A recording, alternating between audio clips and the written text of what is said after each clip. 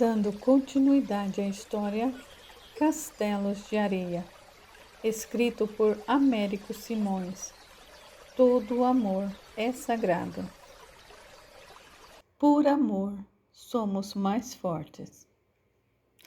Estimulado por Hugo, Gabriel passou a correr com ele no parque, aos finais de tarde, intercalando as corridas com deliciosas caminhadas e papos diversos. Depois, seguiam para o apartamento de Gabriel, por ser o local mais discreto para os dois ficarem à vontade. Ali, comiam alguma coisa e se divertiam com um seriado no Netflix, ou com um filme pela HBO, ou vendo um show no Showtimes.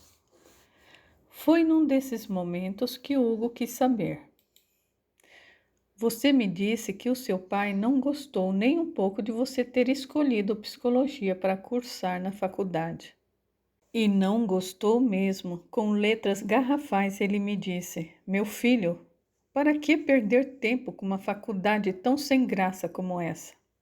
Ela nunca vai poder garantir o seu sustento, não um digno como você merece ter. Mas eu lhe respondi: há muitos psicólogos bem-sucedidos pelo país e pelo mundo, papai. Respondi porque é verdade. Eu posso me tornar um deles. Para que arriscar, meu filho?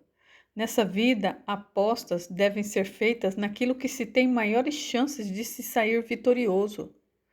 Mesmo assim, papai, eu quero tentar. Siga por sua conta e risco. Gabriel riu. Esse é o meu pai, uma figura. Meu irmão é igualzinho a ele, em todos os sentidos. Hugo opinou.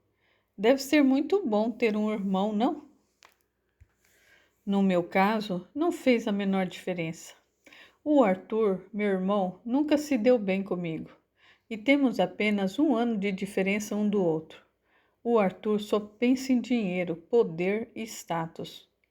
No fundo, ele quer herdar sozinho toda a empresa do meu pai. É um egoísta nato, por isso teremos problemas no futuro. Ou melhor, eu terei com ele. Hugo jamais pensou que 2 irmãos pudessem ser tão diferentes e terem tantas divergências.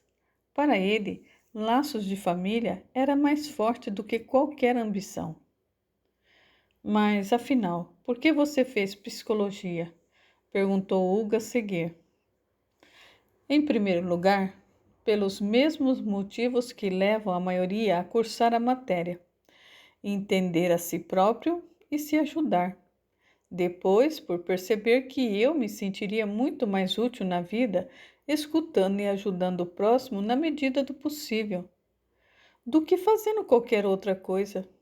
Se ao me descobrir gay, eu havia passado por alguns dramas, outros certamente enfrentavam o mesmo, e com ajuda psicológica, essa travessia seria muito mais fácil de ser encarada do que sem.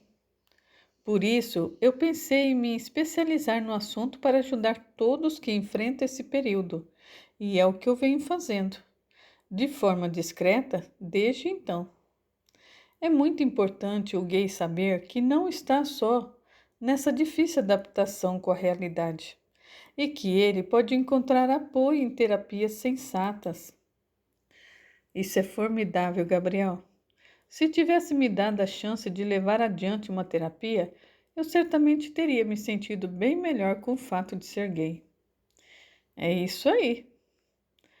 Ontem eu li uma reportagem na internet a respeito dos milhares de gays no planeta que são agredidos ou até mesmo mortos simplesmente por serem gays.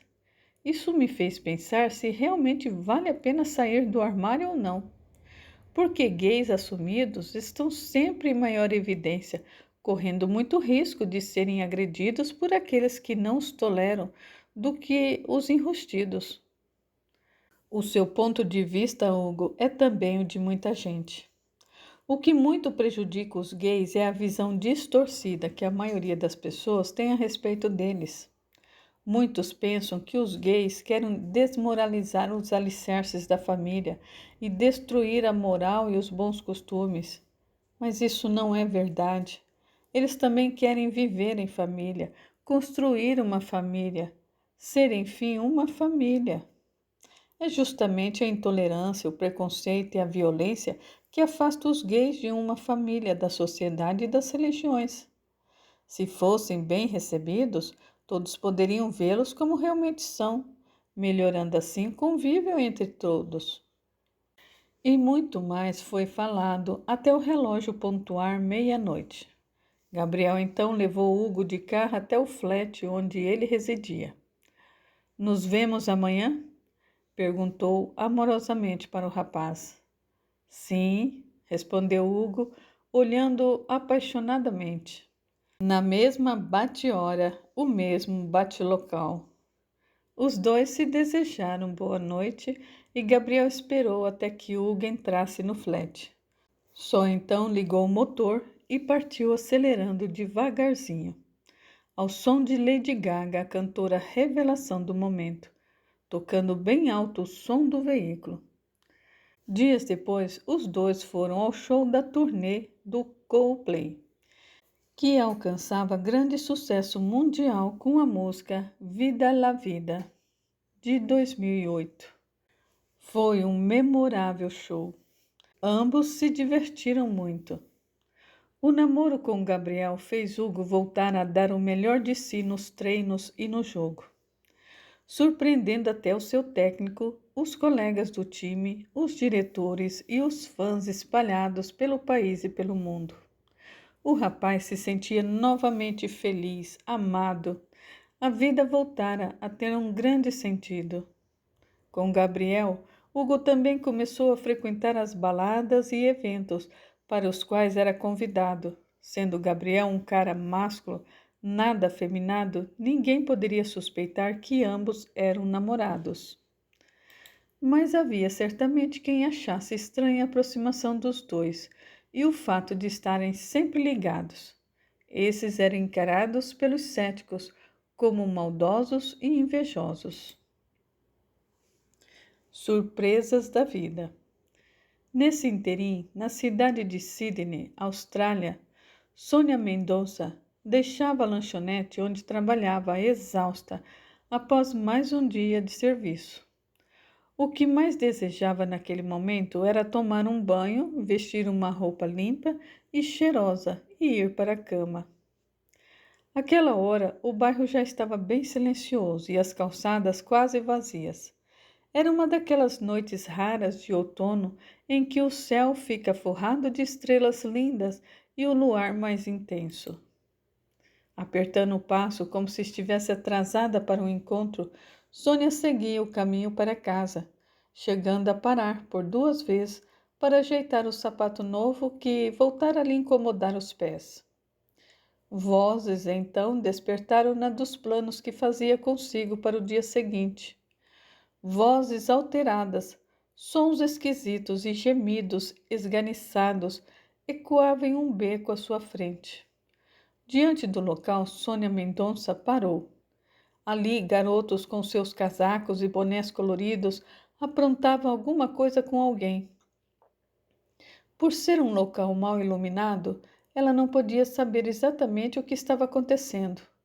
Um dos adolescentes, de dentro do beco, ao avistá-la, gritou: "Sujou!"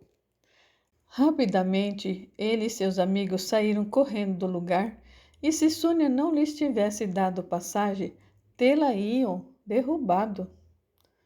"Delinquentes!" resmungou ela, procurando voltar à calmaria de antes. Sem mais, ela retomou seu caminho, mas nem bem dera 3 passos, teve a impressão de ter ouvido um gemido ecoando do beco. Teria mesmo ouvido ou fora coisa de sua cabeça? Deveria voltar para verificar o que era ou simplesmente seguir em frente? Pensou então na possibilidade de ter sido um gato. Sim, só podia.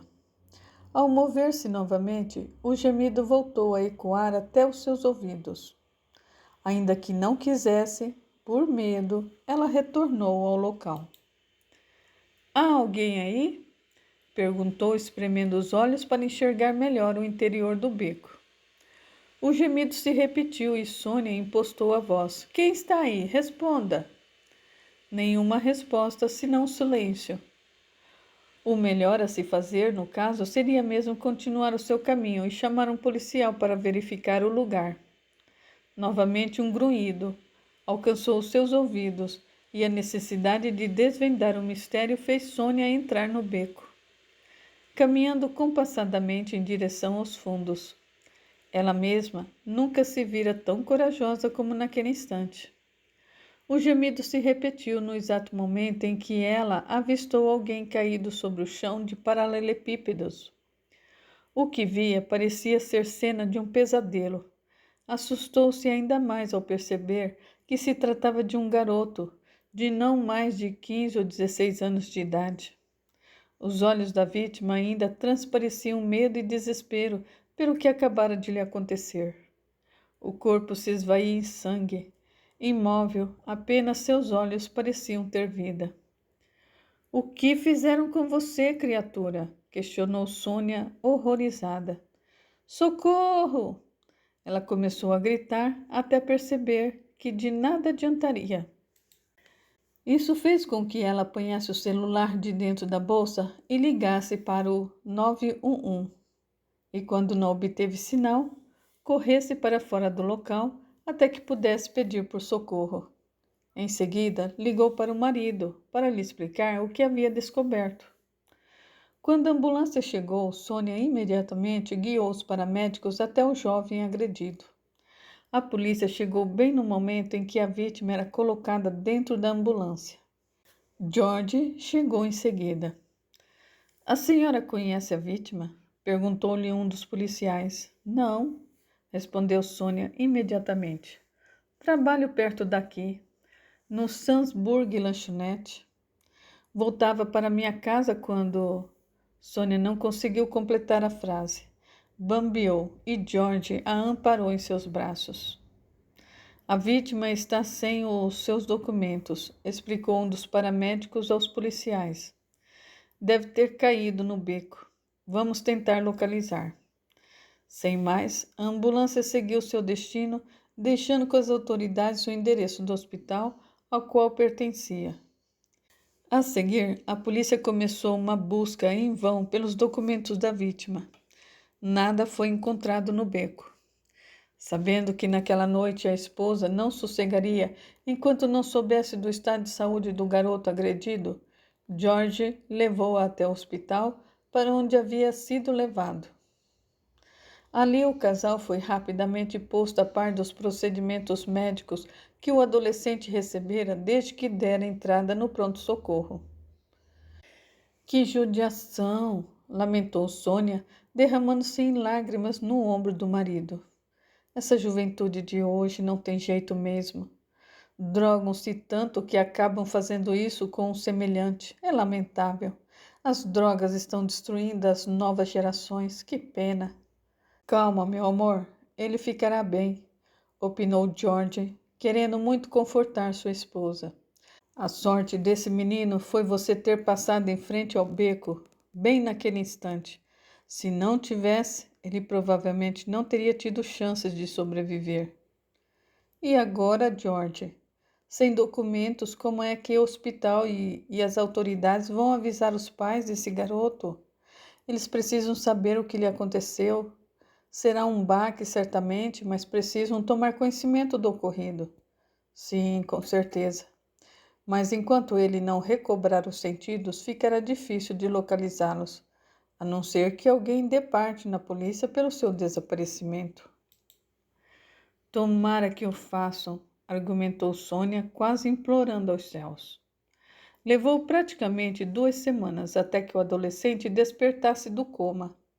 Quando aconteceu, o hospital ligou para Sônia para informá-la como ela havia lhes pedido para fazer, assim que o jovem recobrasse os sentidos. Ela chegou ansiosa ao local e foi direto ver o garoto na UTI. Com o rosto menos inchado e limpo, pôde admirá-lo melhor. Era uma face de traços perfeitos, clara e rosada. Os cabelos eram loiros e parecia haver uma fina camada de ouro sobre alguns fios. Em muito, ele a fazia se lembrar de Christopher, seu filho adorado. Ao notar sua chegada, o garoto reabriu seus olhos esverdeados, lindos e tristes, ao mesmo tempo. Abaixo das sobrancelhas delicadas, seus pequenos e vivos olhos fitaram Sônia com interesse. Olá, disse ela emocionada. Olá. A voz dele mal saía. A senhora... Sônia inclinou-se para a frente, levando a mão à orelha para ouvi-lo melhor. Oi? A senhora... Tornou ele com um fio de voz. Foi a senhora que me encontrou no beco? Foi sim. Obrigado. Suas pálpebras piscaram, projetando lágrimas. Fiz apenas a minha obrigação. Qualquer um teria feito o mesmo. Será? Nesse mundo de ódio em que a gente vive, não, senhora. Seus pais já foram avisados? Não, nem serão. Como não?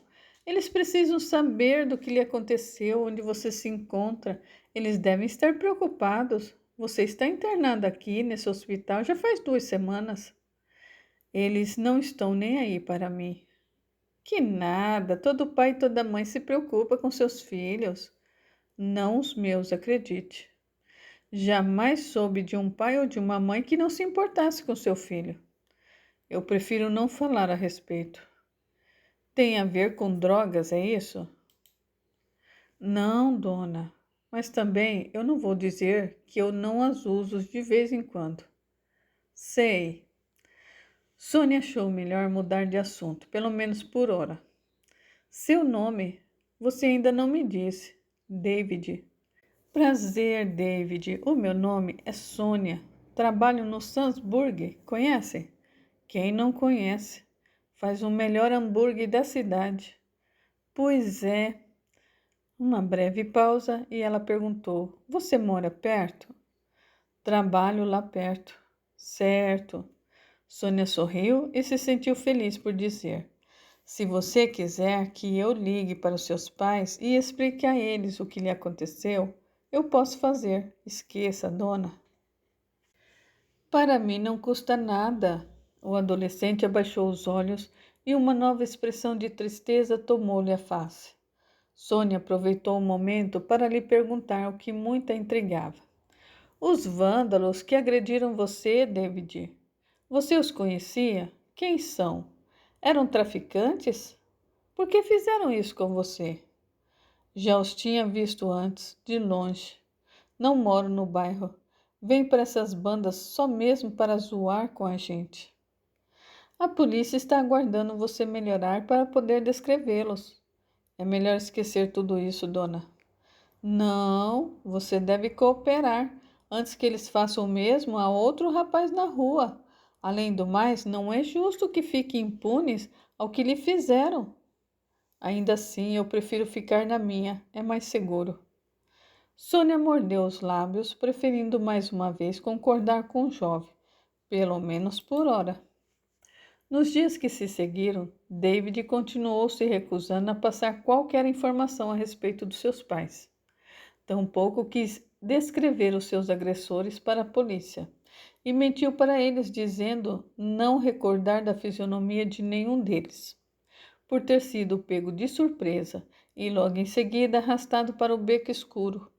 A polícia pareceu acreditar na sua versão. Intolerância.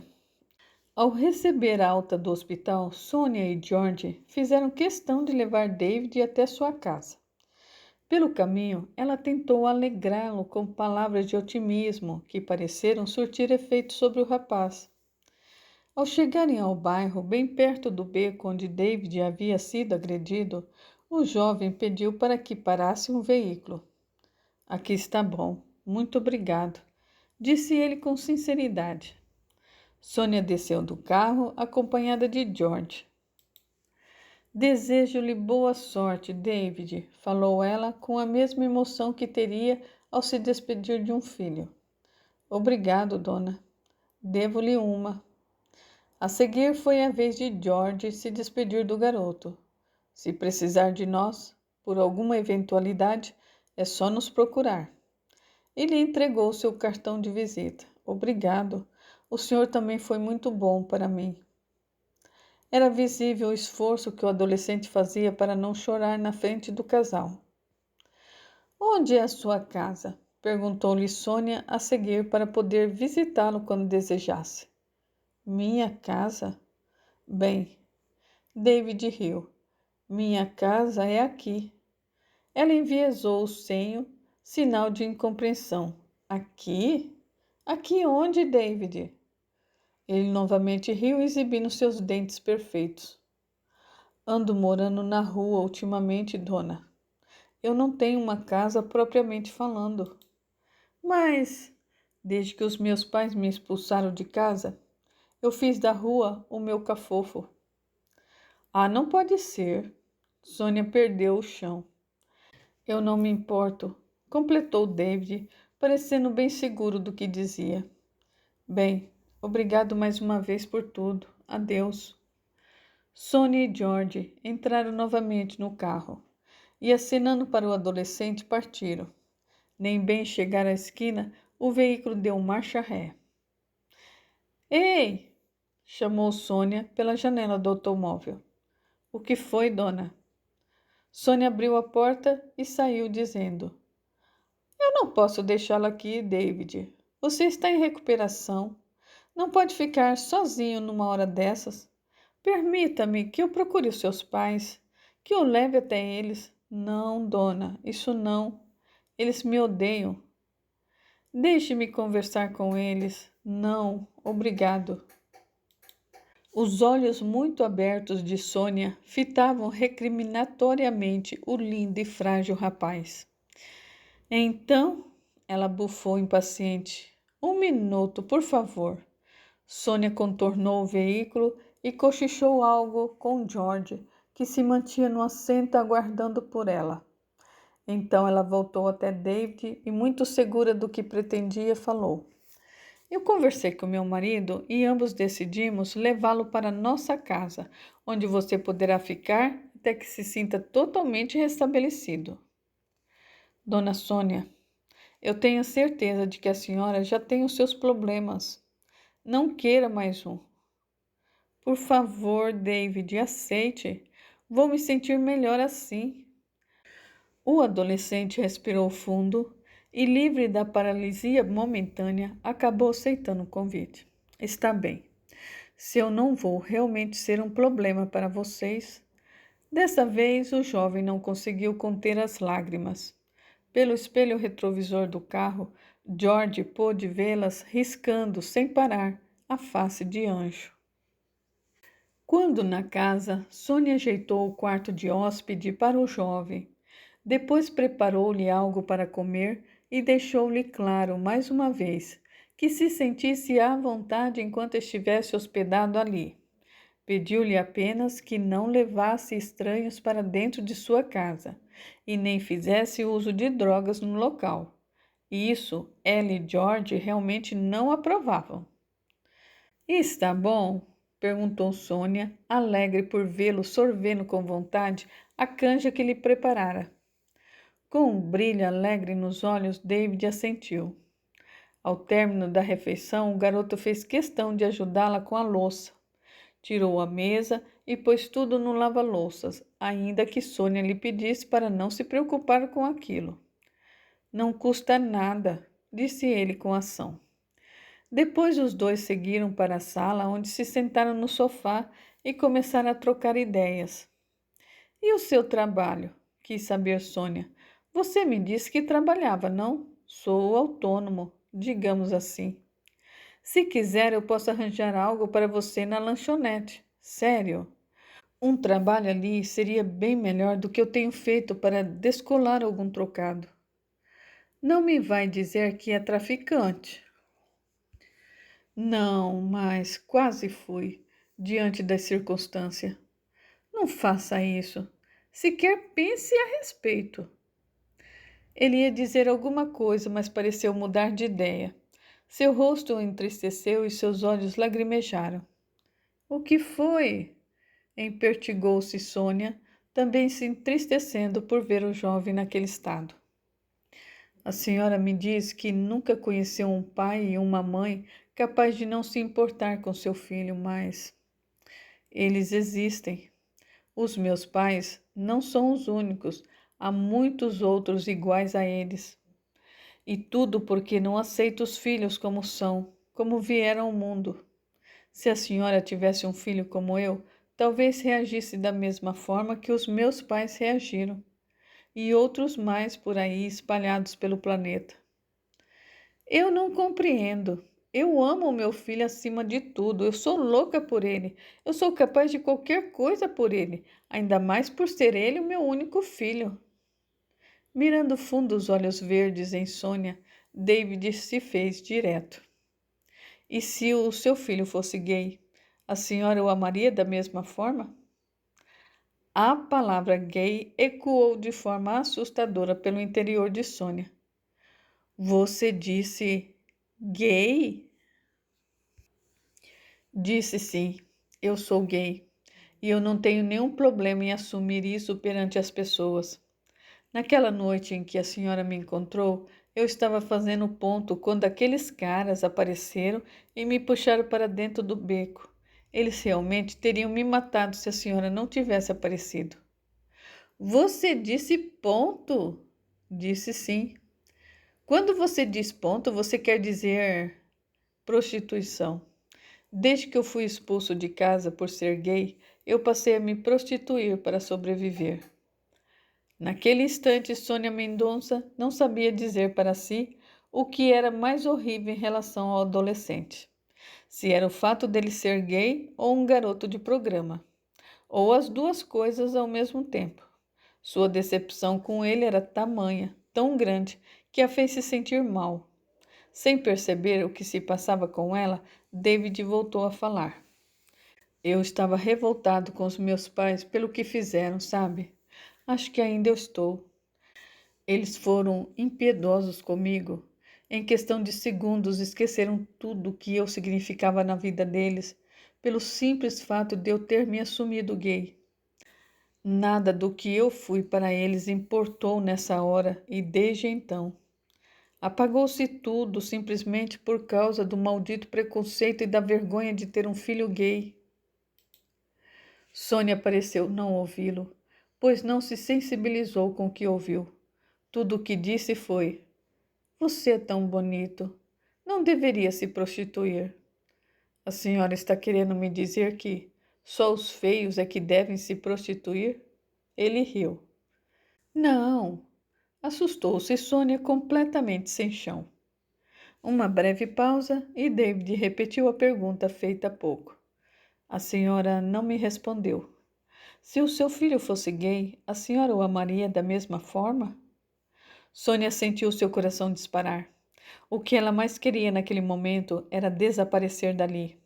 Ou melhor, fazer com que David fosse embora da sua casa, de sua vida, de tudo mais que ele tomara parte o quanto antes. A senhora está chocada, não está? Não só por eu ser gay, mas por eu também ser Michê. Você vai mudar de vida, David, ouviu? Eu vou ajudá-la a sair disso tudo. Disso tudo o quê, dona Sônia? Dessa vida ingrata que você está levando. Conseguindo um trabalho para mim na lanchonete, a senhora já estará me ajudando em muito. Ou melhor, ajudando-me ainda mais do que já está fazendo por mim. Eu quero fazer bem mais do que isso por você, David. Eu quero ajudá-lo a ser homem. Mas eu sou um homem.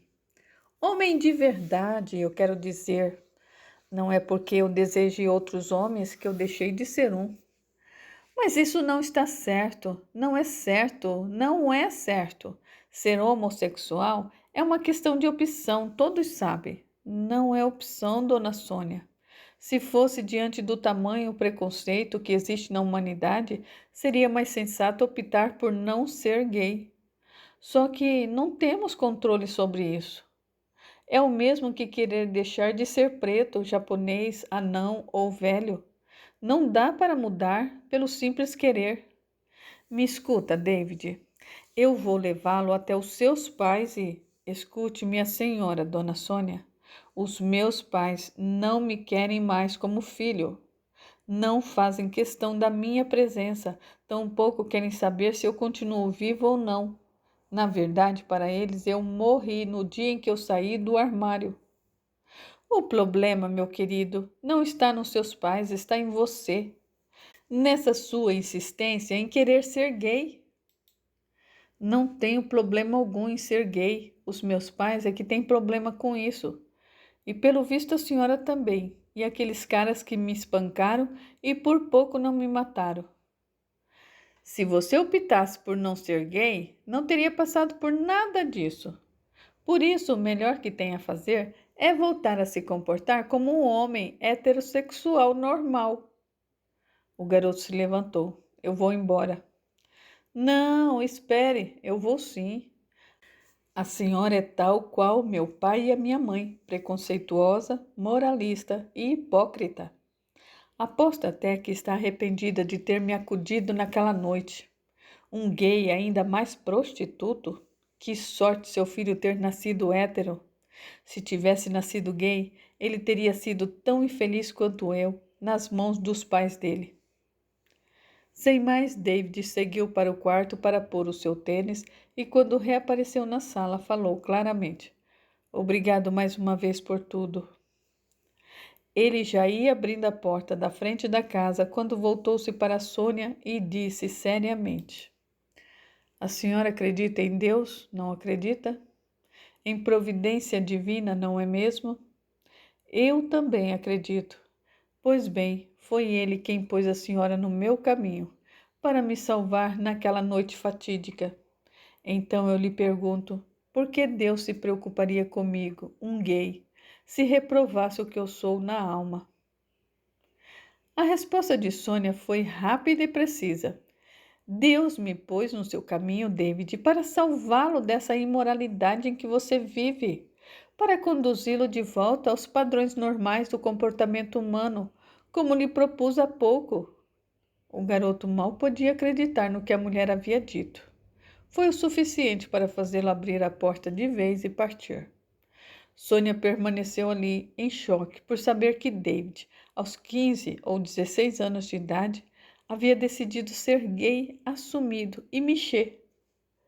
Ao chegar do trabalho, George Romero encontrou a esposa parada no mesmo lugar.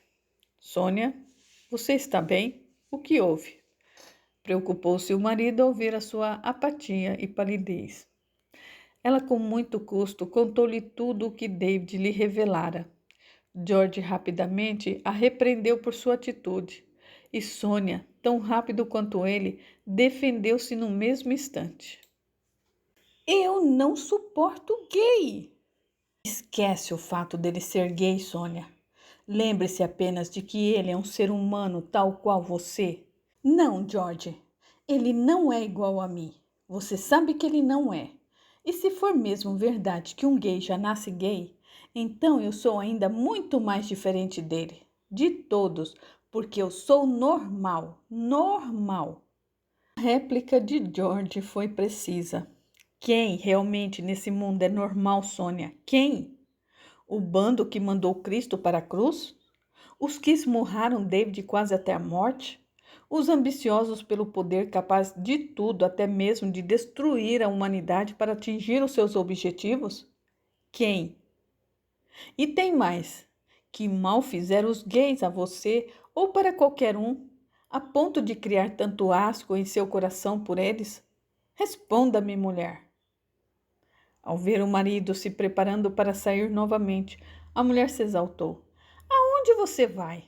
Atrás do garoto. Estávamos dispostos a ajudá-lo, lembra?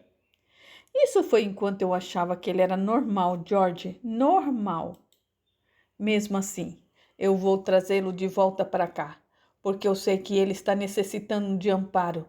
E você, Sônia, vai tratá-lo com a mesma dignidade e carinho de antes. Você se esqueceu, por acaso, do que aprendemos na igreja?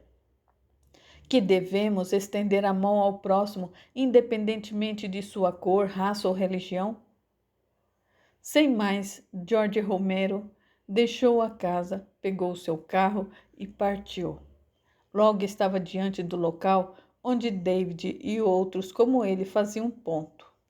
Ao vê-lo, o garoto abaixou a cabeça, tomado de súbita vergonha. David, chamou George. Pois não, senhor George. Volte para casa. Fique lá pelo menos até que esteja totalmente restabelecido. E perdoe a minha esposa por qualquer coisa. O adolescente fez esforço para não chorar. Mais uma palavra por parte de George, e ele acabou cedendo. Minutos depois, os dois entravam pela porta da frente da casa, onde Sônia se mantinha calada, acuada e confusa. Para quebrar o gelo, George comentou com o adolescente. Devo concordar com Sônia num ponto, David.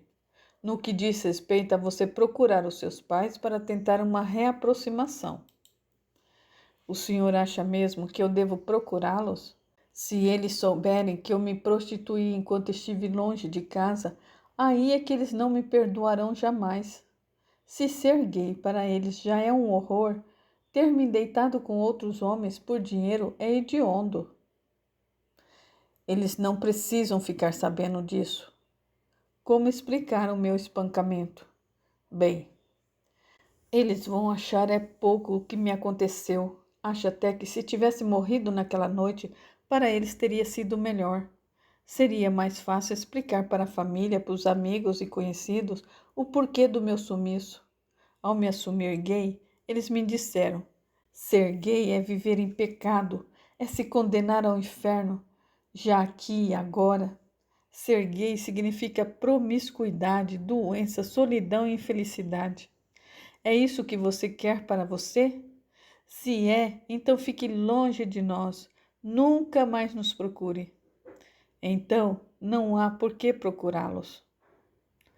Suas sobrancelhas se uniram ao franzir a testa. Eu poderia ter escondido deles a minha homossexualidade, mas não seria justo. Por isso eu lhes contei a verdade para que realmente me conhecesse como eu sou. Não foi para afrontá-los, feri-los ou humilhá-los que eu me assumi. Eu apenas queria que eles amassem o verdadeiro David, do jeito que ele realmente veio ao mundo, e não o cara que eles idealizaram. Seus olhos verdes eram tão sinceros e francos quanto as suas palavras. Ao perceber que eu não mudaria de opinião, o meu pai disse com todas as letras: se é isso mesmo que você quer para si, David, que assim seja, só que bem longe de nós. Eu respondi: não é uma questão de querer e nem de escolha, papai. Respondi isso porque é verdade. E ele retrucou em um berro: é uma questão de escolha, sim. Tudo na vida é questão de escolhas. Algumas coisas são, outras não. Eu tentei explicar, mas ele não me permitiu. Simplesmente foi até o cofre onde guardava dinheiro e joias, pegou uma boa quantia em notas e me entregou dizendo: toma, e agora vá embora dessa casa, da nossa vida, esqueça-se de nós. Eu e a sua mãe não merecemos você. Nunca mais nos procure. Se nos perguntarem a seu respeito, diremos simplesmente que você morreu. Será mais fácil assim, bem menos vergonhoso e humilhante. O dinheiro que ele me deu era muito, muito dinheiro, com o qual eu poderia me virar por um longo tempo. Mas naquela hora, o meu ódio foi tanto que eu simplesmente fui até a lareira e joguei tudo ali. Só me recordo de ver o meu pai gritando, correndo para evitar que o dinheiro se queimasse, porque dinheiro para ele foi sempre muito mais importante do que eu e sua vida. Não só dinheiro, mas a sociedade, o status, a aparência, tudo, enfim. Na vida da minha mãe também. Eu só fui a alegria de ambos enquanto condizia com a realidade que eles tanto apreciavam. Depois, o tom de David mudou a seguir. A tristeza em sua voz tornou-se evidente e assustadora. Entendem agora porque eu não quero procurá-los? São eles que não me merecem. não o contrário. Eu admiro a sua força, David, pontuou George, sentindo-se tocado por tudo o que ouviu. Sônia, por sua vez, permanecia calada, com os olhos voltados, ora para o chão, noutras vezes na direção da janela. O desabafo de David, por mais sincero e verdadeiro que fosse, não conseguia fazê-la ver o seu lado. Voltando-se para ela, David pela primeira vez lhe dirigiu a palavra desde que ali chegou. Dona Sônia, a senhora me disse que o George é o seu segundo marido, que do primeiro, o pai do seu filho, a senhora se separou porque não se combinava em nada com ele, porque ele também a fazia se sentir oprimida, tolhida e sufocada, não é mesmo? Pois bem, essa é a mesma sensação que um gay tem ao tentar fingir que não é um. Por esse exemplo, a senhora já pode ter uma ideia do quão claustrofóbico é tentar sufocar a nossa alma. Sônia simplesmente lhe respondeu com secura. O que você falou não tem nada a ver uma coisa com a outra. Não misture as bolas, por favor. O jovem achou melhor se calar. A mulher não aceitaria nenhum ponto de vista seu, porque continuava com ódio crescente de sua pessoa, por ele ter a coragem de ser explicitamente o que vinha de sua alma. David encerrou o assunto dizendo: Eu não saí de casa por causa de um grande amor. Antes tivesse sido por um. Assim eu teria tido um companheiro durante esse período difícil de transição. Eu saí, ou melhor, eu fui expulso de casa pelo simples fato de me assumir gay. Imagine se eu tivesse dito aos meus pais que eu já estava namorando um cara. David calou-se, tomado de forte e súbita comoção. George foi até ele e, segurando firme seus ombros, disse num tom encorajador: Conte conosco, David. Você não está só. Sônia simplesmente não lhe disse nada, apenas bufou, sinal de profunda contrariedade, e foi cuidar das suas obrigações. Todavia, no dia seguinte, arranjou um emprego de lava-pratos para David na lanchonete em que trabalhava. Assim, o adolescente abandonou a prostituição e começou a se sentir mais entusiasmado com os novos rumos que a sua vida estava tomando.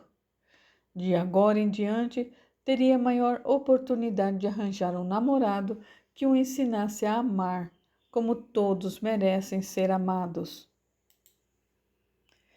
Em meio à natureza. Num fim de semana prolongado, Gabriel finalmente conseguiu levar Hugo para conhecer a casa de veraneio que ele herdara de sua madrinha, no estado norte-americano de Tennessee. Um lugar montanhoso, com rio, riachos e cachoeiras, perfeito para relaxar, divertir-se e namorar mais à vontade. No aeroporto de Servival, ambos alugaram um carro para chegarem até a casa.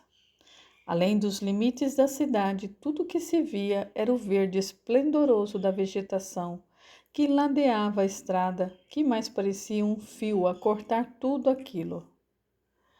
Por todo o trajeto, o uso despreocupado de palavras dominou o diálogo dos dois namorados. Depois de alguns quilômetros percorridos, Gabriel parou o carro num local onde havia espaço suficiente para estacionar alguns veículos. Chegamos? Questionou Hugo, achando um lugar muito ermo para ter uma casa de campo. Não, eu só parei aqui para você ver a vista que se tem do lugar. É magnífica, venha. Os dois saltaram do automóvel, espreguiçaram-se e se dirigiram para o local indicado por Gabriel. Realmente, a vista que se via dali era estupenda, confirmou Hugo, assim que tudo se descortinou à sua frente. Cara, que lugar é esse? Lindo, simplesmente lindo. Eu sabia que você iria gostar, por isso eu fiz questão de parar. Dá uma paz, não é mesmo? Hugo inspirou o ar e abriu os braços. Se dá, suspirou sorrindo. Vamos, temos ainda um bom caminho pela frente.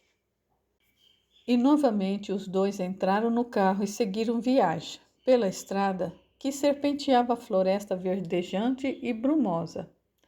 Chegando ao seu destino, Hugo maravilhou-se de imediato com a casa construída em meias árvores.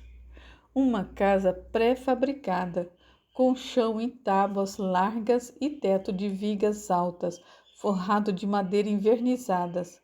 Uma espécie de refúgio dos deuses, decorada com muito bom gosto, o que fez Hugo cobrir o namorado de merecidos elogios. Aproveitando o calor do dia, ambos saíram para dar um passeio pela aconchegante natureza ao redor da belíssima morada.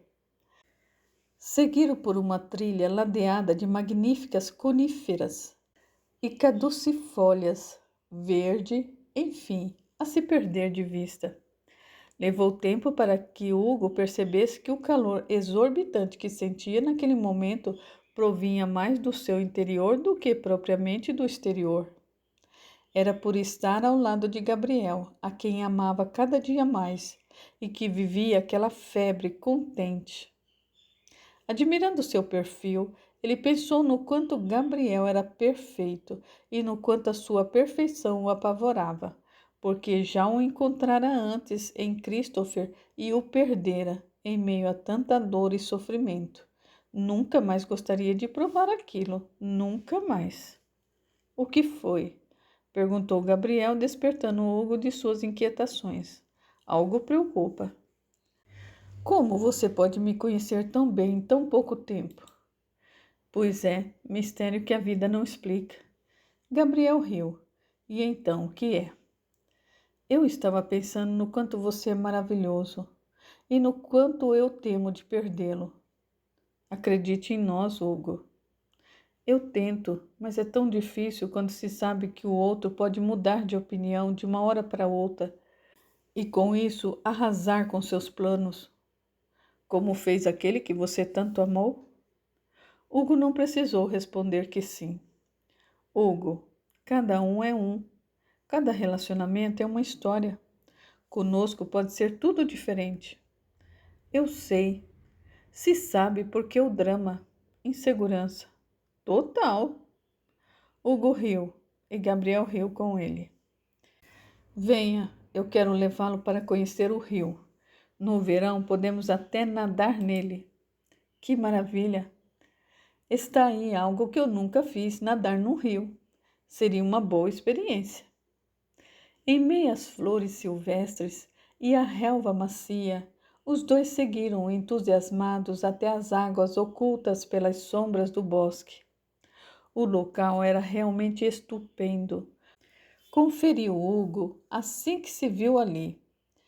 Que delícia de lugar, Gabriel! Longe de tudo e de todos, somente nós e a natureza. Aqui, Hugo, podemos ficar à vontade. Então, tendo apenas o verde como testemunha de seus atos, os dois se beijaram. E agarrando a face do namorado com as suas mãos vigorosas, Hugo opinou com decisão. É de um lugar assim que precisamos para viver, Gabriel, onde podemos ser nós mesmos, expressando os nossos sentimentos um pelo outro, sem correr o risco de sermos vaiados ou apedrejados pelos intolerantes e preconceituosos. E Gabriel concordou plenamente, encerrando o assunto com um novo beijo. Na noite daquele primeiro dia, lado a lado, ambos prepararam o que comer no jantar. E depois de ajeitarem tudo, foram para a sala onde puseram um DVD de uma das temporadas dos Friends para assistir. Muitas risadas, vinhos, beijos repentinos um no outro rolaram. Nessa hora tão de paz e de descontração. A Phoebe é demais, comentou Hugo, rindo um bocado da personagem. O meu episódio favorito é aquele em que a Julie Roberts participa fazendo o papel de amiga do Chandler, só para se vingar dele pelo que ele lhe fez no colégio. Bom também, Gabriel, mas o que eu mais gosto é daquele do qual eles sabem que a Mônica e o Chandler São amantes e fingem não saber. Esse é realmente impagável. Naquela noite, depois de se amarem, Hugo deitou sua cabeça sobre o tórax do namorado, onde se aquietou e deixou a sua mente se silenciar por alguns segundos, com o rosto ainda pousado em seu peito. Ouvindo a sua respiração ir e vir, Hugo comentou com grande emoção: Se não fosse você aquela noite, Gabriel, eu não estaria aqui. Nós não estaríamos aqui, Hugo. O importante é que tudo acabou bem, muito melhor até do que esperávamos. Mais algumas palavras e os dois adormeceram. Tiveram um sono tranquilo, do qual só despertaram com o bom hálito da manhã e o sol, tentando invadir o quarto através das frestas da janela. Gabriel, entusiasmado, espreguiçou-se e falou com apetite: Hora do café da manhã, meu caro. Hugo, absorvendo imediatamente o seu estado de espírito, saltou da cama com disposição redobrada e, junto de Gabriel, preparou as omeletes, os bacons, o queijo quente e o suco para o de jejum. Sorrisos encantados escapavam de seus lábios ao abrir um iogurte para saborear. Morango é o meu preferido, comentou Gabriel, lançando um olhar de pidão para o copinho das mãos do namorado. Hugo, forçando uma careta, encheu de iogurte uma colher de sobremesa e levou até o alcance da boca do companheiro, que o abocanhou tudo com muito apetite. Aproveitando o dia de sol, Gabriel levou Hugo para conhecer uma cidadezinha aconchegante nas imediações. Um daqueles lugares em que o tempo parece preservá-lo de qualquer modernidade. Havia uma velha igreja, uma velha escola, algumas lojas de souvenir e artesanatos, um mercado, um café e uma fila de simpáticas casas de campo financiadas pelo governo. Naquele lugar, simples e acolhedor, era como se todos pudessem voltar no tempo para uma época em que as pessoas trabalhavam com mais calma, sem as tensões ou correrias do mundo moderno. E também olhavam para o seu semelhante com simpatia, reconhecendo em cada um uma extensão do seu próprio ser. Depois de estacionarem o carro, Hugo e Gabriel saíram a pé pela cidade sem direção certa a tomar. Qualquer lugar seria bem-vindo. Seus passos os levaram até uma senhora, que naquele instante pintava uma tela a óleo. Ao notá-los, a pintora sorriu para ambos e os saudou com surpreendente simpatia. Bom dia! Bom dia! Responderam os dois ao mesmo tempo. Visitando a cidade? Sim, foi Gabriel quem respondeu. Minha família tem uma casa de campo, não muito longe daqui. Por isso a gente vem sempre para cá. Que bom! As pessoas, principalmente os jovens, não dão muita importância para um lugar sossegado, pequeno e sem muitos recursos como esse. Mas há momentos na vida da gente que o que mais precisamos é de um lugar assim. E depois de dar mais uma pincelada na tela, a mulher completou. A vida é como um quadro. Cada pincelada equivale a uma atitude que tomamos no nosso dia a dia. O resultado final espelha as nossas decisões. Se não for bom, devemos pegar uma nova tela em branco e começar outra vez. Será trabalhoso? Sim, será. Porém, teremos oportunidade de fazer tudo diferente nessa nova etapa. E novamente a mulher estudou a fisionomia dos recém-chegados e, bem-humorada, comentou: Confesso a vocês que se eu fosse mais jovem, não saberia por qual dos dois eu me apaixonaria. Hugo e Gabriel coraram visivelmente. Desejo a vocês muitas felicidades. Não a breve felicidade da juventude, mas a felicidade que dura, que se firma sobre uma pedra com limo. Sem mais, Hugo e Gabriel seguiram caminho, observando com curiosidade cada cantinho aconchegante da pequenina cidade. Depois tomaram um cappuccino no pequeno e único café do município. e voltaram até o local onde havia estacionado o carro. Partiram dali sentindo-se mais leves, cientes de que não precisavam ter muito para serem felizes. Ao chegarem à casa, os raios do sol, do cair da tarde, se filtravam pelas janelas laterais, indo descansar nos móveis, deixando o interior semi-iluminado e mais aconchegante.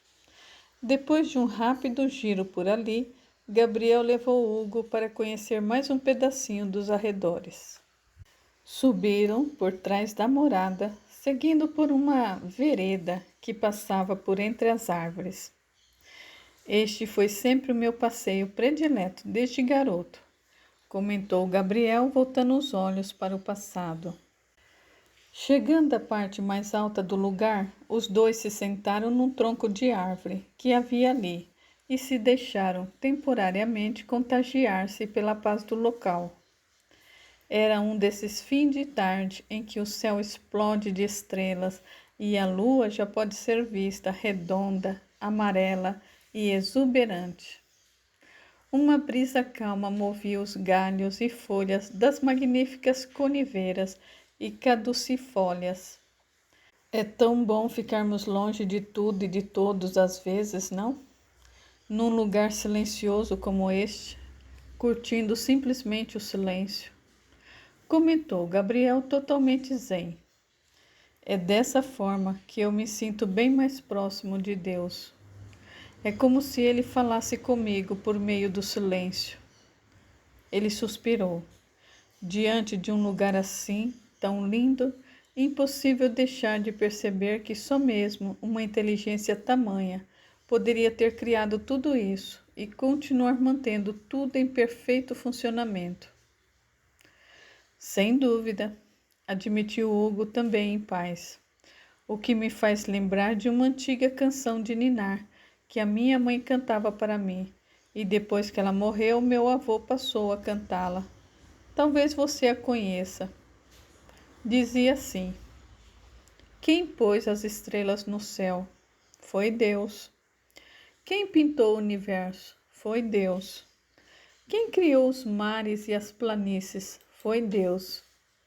Quem encheu o mundo de flores para perfumar o ar? Foi Deus. Tudo é obra de Deus. Em tudo está Deus. Sábio aquele que tem consciência disso. Eu me lembro, admitiu Gabriel com lágrimas nos olhos. A minha mãe também costumava cantar para mim. Canções como essa nunca se apagam da memória da gente, não é mesmo? Eu sempre acreditei em Deus, sabe? Num Deus boníssimo, tolerante e misericordioso. Por isso eu tenho absoluta certeza de que o nosso encontro foi assentado no plano espiritual. Eu também já havia pensado nisso, Gabriel, admitiu Hugo, também derramando algumas lágrimas. Caso contrário, você não teria aparecido no flat naquela noite tão caótica para mim. Verdade. Que louco, né? Sim, sua ida até lá foi mesmo uma providência divina. E os dois novamente se olharam, tomados de forte emoção. Hugo então comentou: não só acredito em Deus, como também na vida além da matéria. Já lhe disse que os meus pais morreram quando eu ainda era menino, não é mesmo? Pois bem, eu tinha 4 ou 5 anos de idade quando isso aconteceu, e eu me lembro bem de ver os dois, tanto meu pai quanto a minha mãe, por diversas vezes no meu quarto, assim que o meu avô me impunha para dormir. Você acredita que isso seja possível, Gabriel?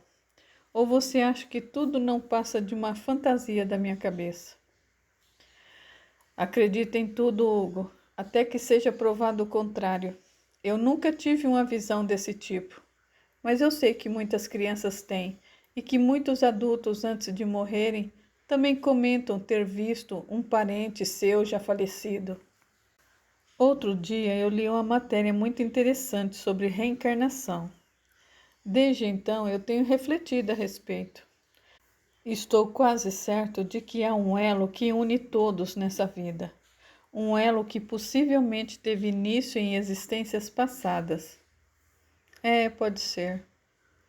Uma breve pausa e Gabriel comentou: algumas pessoas pensam que os gays não se preocupam com seu lado espiritual, que não acreditam, tampouco respeitam Deus. Mas isso não é verdade. Muitos gays são, sim, espiritualizados e cristãos. Podem não ser assíduos frequentadores de uma religião, mas isso acontece mais porque ali são recriminados e discriminados do que por qualquer outra coisa. Tanto que se vê muito mais gay participando de religiões que os acolhem sem críticas ou condenações do que naquelas que os condenam. Na Bíblia, só há um artigo que recrimina a homossexualidade, e ele foi escrito por Paulo, não por Jesus. Paulo diz também que as mulheres não podem ensinar ou se manifestar numa igreja. Ou seja, se fôssemos seguir suas palavras ao pé da letra, a mulher também seria tolhida, mais do que já foi e continua sendo em nossa sociedade. Toda mulher que se tornou professora teria cometido um terrível pecado. Cabe a cada um, nesse caso, fazer uso de bom discernimento quanto ao que Paulo escreveu, mesmo porque ninguém respeita tudo o que está na Bíblia, a não ser quando lhes convém. Isso é outra verdade. Muitos pensam também que os gays só se preocupam em saciar o seu apetite sexual, nada mais. Como se o homem heterossexual não tivesse a mesma necessidade. Esquece que a ânsia pelo sexo é coisa do homem em geral, tanto que a maioria é capaz de muitas proezas para satisfazerem as suas necessidades sexuais. Traem, mentem, iludem, fazem qualquer coisa por sexo, mesmo tendo noiva, esposa e filhos, e isso desde muito, mas muito tempo. No passado, inclusive, era normal um homem de família ter uma amante ou frequentar um prostíbulo. É verdade. Isso é mesmo coisa de homem. Pois é. Uma estrela cadente chamou a atenção de ambos. Você viu? Se vi. Lindo, né? E olhando para as estrelas, Gabriel curiosamente comentou: gosto muito de ficar admirando as estrelas. Com tantas espalhadas pelo universo, sinto-me bem acompanhado, como se eu tivesse cercado de bons amigos. Olhando para elas, é quase inevitável não se perguntar se elas não representam o espírito de cada um que já viveu nesse planeta. Será? É uma possibilidade, não acha? Sim. Você sabia que, ao olhar humano, as estrelas se movem com imensa lentidão? Que as mesmas que vemos agora foram admiradas por nossos antepassados? É mesmo, Gabriel? Que fato mais interessante. Sim, Hugo, como muitos que cercam a vida do homem nesse universo. E voltando a olhar fundo nos olhos do namorado, Hugo se fez sincero outra vez. Amo você, Gabriel. Eu também amo você, Hugo.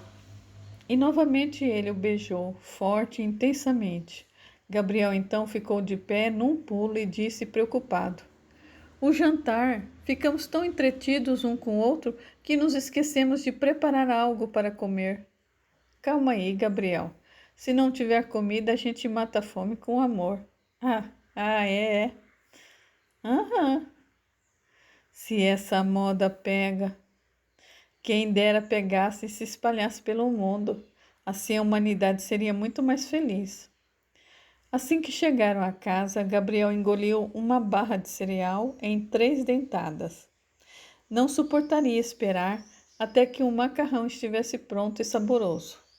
Enquanto foi tomar o seu banho, Hugo preparou o molho de tomate como seu avô o ensinou certa vez. Foi mais uma noite agradável e memorável para ambos, unidos pelo destino e pelo amor mais puro que o ser humano pode trocar com o outro.